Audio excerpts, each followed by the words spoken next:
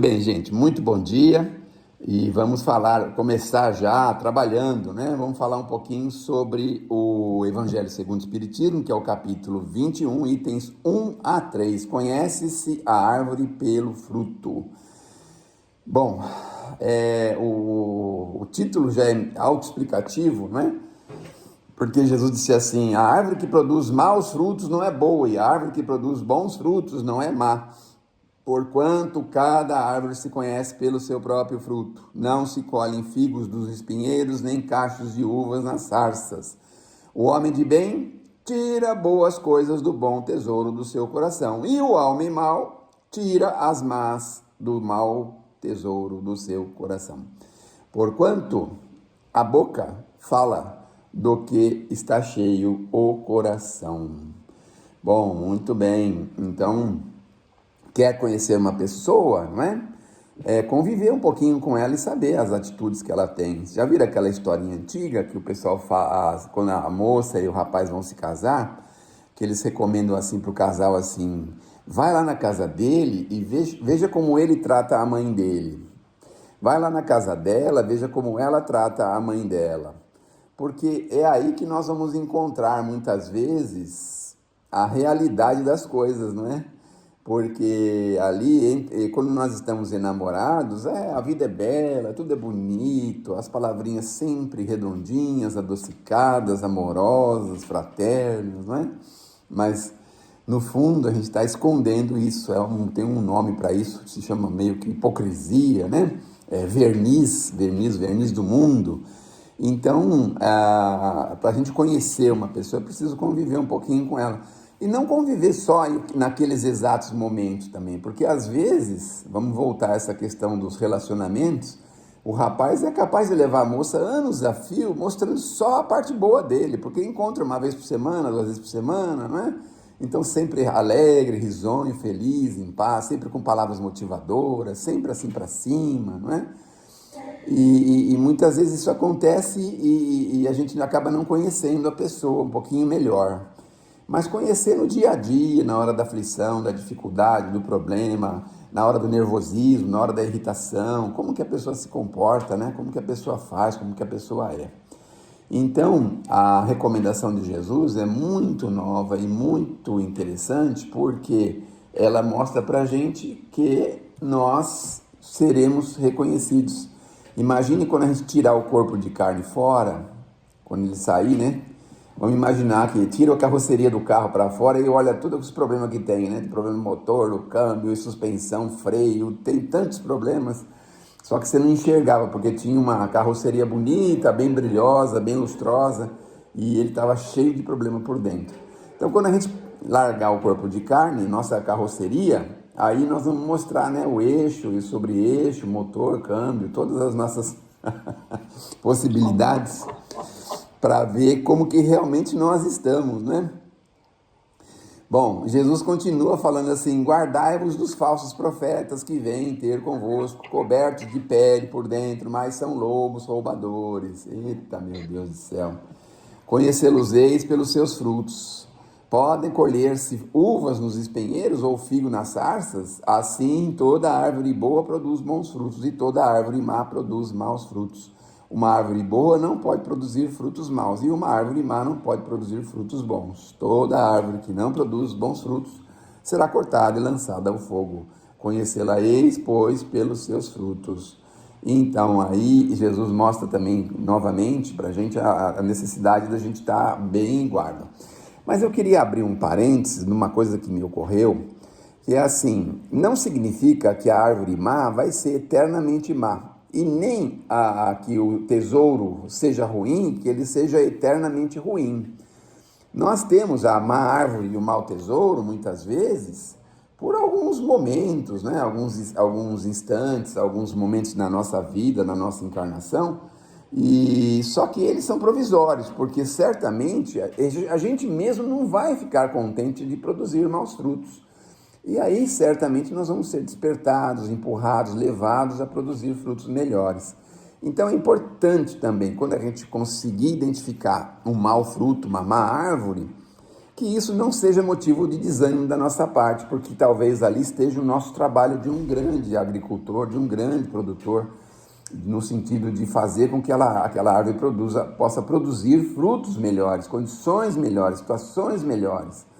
E sem essas possibilidades, veja a dificuldade que seria, não é?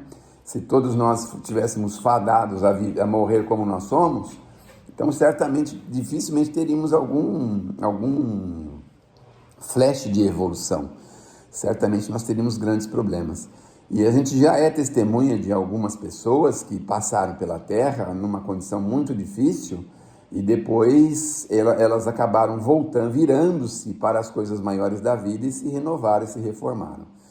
Paulo de Tarso não significa que ele fosse um mau espírito, mas talvez um espírito equivocado. Mas vejam a diretriz que ele acabou dando para a vida dele, sendo o maior divulgador de Jesus de todos os tempos. E aí a gente vai vendo também, por exemplo, Santo Agostinho, conhece esse Santo Agostinho, percebes que ele tinha uma vida bem complicada, bem difícil, bem triste. E a sua mãezinha, Santa Mônica, ela tinha até uma forma de lidar com o Santo Agostinho que era muito assim, nos dias de hoje seria quase assim uma aberração, uma impossibilidade, não é? Porque ela falava assim que preferia ver o filho morto do que ver o filho longe do Evangelho de Jesus. Veja só que coisa forte que é isso, não é, uma mãe? E talvez com um pouco dessas podas que ela fez com o Santo Agostinho, foi que ele acabou, de uma certa forma, se tornando o Santo Agostinho que todos nós conhecemos, não é? Então, não significa que a árvore má vá ser eternamente má. E nós precisamos também fazer a nossa parte, não é? Bom, no item 3 tem de cuidado que alguém não vos seduza, porque muitos virão em meu nome dizendo, eu sou Cristo, eu sou Cristo, eu sou Cristo, e muita gente vai pensar, ele é o Cristo, porque aqui no Brasil, se a gente repetir 3 vezes uma mentira, ela já se torna verdade, já repararam isso? Repetiu 3 ou 4 vezes uma mentira, já se torna uma verdade, na mesma hora, então é preciso também estar em guarda, porque o Cristo não vai, obviamente, estar de qualquer forma, de qualquer jeito, e pregando qualquer coisa. Tem alguns pretensos cristos que estão espalhados no mundo, no Brasil parece que tem um aí que diz que é o Cristo, não é? Acho que é do Sul, parece que é do Sul, e ele tem aquela vida difícil, nunca ouviu falar? Um senhor que ele se chama Henry, acho que é Henry, né? Ele se denomina Henry, nunca viu? Então, esse Henry, ele fala que é o Cristo, ele anda assim com túnicas, só que tem um problema, ele anda com 5, 6 mulheres ao redor dele. Então, ele não precisa falar nada, né? Não precisa falar nada, porque a gente já sabe que esse não é o Cristo, né? Jesus andava com 5, 6 amigos e discípulos, né? E ele anda com 5 ou 6 discípulas, né? Que estão o tempo todo dando a assistência que ele precisa, né? Então, mas enfim, a gente vai tendo que tomar esse cuidado, porque quando são casos assim muito gritantes, é fácil até de identificar, mas acontece que tem alguns que são sutis, né? Tem uma sutileza mais perigosa, às vezes até realizam alguma coisa que aos olhos das pessoas acreditam ser aquela sumidade do globo, né? Então esses são os mais perigosos. Então Cristo já disse que não viria, não estarei aí, isso aí vai ser tudo conversa fiada. Bom, o Kardec coloca para a gente que levantar-se-ão muitos falsos profetas que seduzirão as pessoas, que são aquelas pessoas que vão preservar a iniquidade, e a gente precisa estar muito em guarda por muito tempo. Então, se alguém disser que o Cristo está aqui ou se está ali, porquanto falsos cristos e falsos profetas, que farão inclusive grandes prodígios e coisas de espantar ao ponto de seduzirem os próprios escolhidos. Então, é o cuidado, né? Eu penso que aqui é a vigilância profunda, porque nós temos um Cristo, não precisamos de outro, e mesmo esses nossos irmãos que estão aqui na Terra com tarefas muito específicas, muito louváveis, por assim dizer, certamente esses têm o caráter da humildade, do autorreconhecimento de que eles também são trabalhadores, são pessoas que são mais ou menos igual a todo mundo e que não têm muita paridade com o Cristo, como nós também não temos ainda, não é? Se nós tivéssemos uma paridade maior com o Cristo, talvez a gente nem precisasse estar na terra, não é? Nem estivéssemos vindo para a terra. Então, nós estamos aqui no Beabá, cuidando da horta, né? E o Cristo está falando assim, olha aí o que está dando suas árvores, presta atenção nelas. E aí, começando a prestar atenção, começando a despertar, como se nós estivéssemos assim, ainda no campo, para vir para as grandes cidades, que as grandes cidades, vamos imaginar, as grandes cidades espirituais, são aquelas cidades aos quais os espíritos já estão extremamente desenvolvidos. Mas nós ainda estamos no campo, né? Então, estamos longe das grandes cidades, trabalhando aqui pela nossa própria melhoria e para colaborar um pouquinho para as grandes cidades, porque o homem do campo colabora para as grandes cidades, né? Produz alimentos, essas coisas. E aí vem o nosso agricultor divino falando para a gente, cuidado com os frutos da sua árvore, cuidado com o que você está fazendo, distribuindo, vendendo, né? Cuidado com tudo isso. Procure melhorar, procure ser uma pessoa melhor, para que a sua árvore seja cada vez melhor reconhecida.